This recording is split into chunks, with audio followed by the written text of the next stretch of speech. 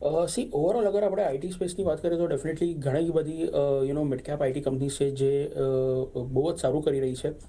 For example persistent systems છે કે પછી કોફોર્જ છે, રિસેન્ટલી લિસ્ટેડ સેજિલિટી છે from a small cap IT space. As compare to that અમુક આઈટી કંપનીઝ છે લાઈક ટાટા ટેકનોલોજીસ છે કે પછી કેપીઆઈટી ટેક છે, ફોર દેટ મેટર એલટીટીએસ છે, એ થોડું ઘણું અંડર પરફોર્મ કરી રહ્યા છે ઇન દેટ પર્ટિક્યુલર સ્પેસ. એનું કારણ એ જ છે કે થોડું ઘણું આપણે સ્લોડાઉન જોયું યુએસમાં, એસ્પેશિયલી ER&D તરફ જે આ બધી જ કંપનીઝનું જે ઇન્ક્લિનેશન છે એ શોર્ટ ટુ મીડિયમ ટર્મ પર્સપેક્ટિવથી લાસ્ટ 6-8 મહિનામાં આપણે એક સ્લોડાઉન જોયું, એની માટે અંડર પરફોર્મ કરી રહ્યા છે.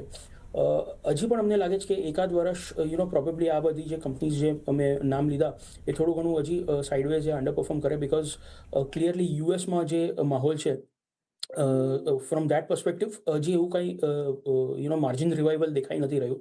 સો ઓબ્વિયસલી Q3 Q4 ના આંકડા આપણે જોશું. Q3 usually is a subdued quarter as far as IT companies are concern, કેમ કે ફરલોગ્સ હોય અને ઘણી બધી છુટ્ટીઓ હોય એટલે ડિમાન્ડ થોડું વીક જ હોય છે.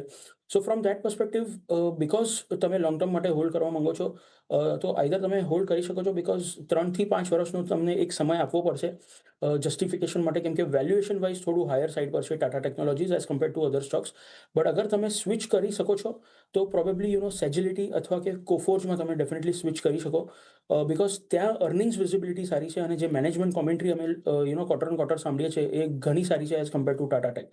સો પ્રોબેબલી 50% તમે નોક ઓફ કરીને આ બે સ્ટોક્સમાં સ્વિચ કરી લો એન્ડ 50% પ્રોબેબલી તમે ટાટા ટેકમાં હોલ્ડ કરો. ઓકે. અને હા, કોઈ સપોઝ એમને અહીંયા જ બન્યા રહેવું હોય કે મે બી 50% પર તમારે જો નીકળવું હોય તો તમે અહીંયા બાકીનામાં એવરેજ કરવાની સલાહ આપશો, કારણ કે બહુ હાઈ કોસ્ટના છે? ડેફિનેટલી અત્યાર માટે હું સલાહ નહીં આપીશ, બિકોઝ જેમ મેં કહ્યું Q3ના નંબર્સ પણ થોડા ઘણા સબડ્યુડ જ રહેશે. So at this point in time it is better to avoid averaging. Okay. Q3 Q2ના નંબર્સ જોઈને પછી આપણે એક કોલ લઈ શકીએ. ઓકે. સો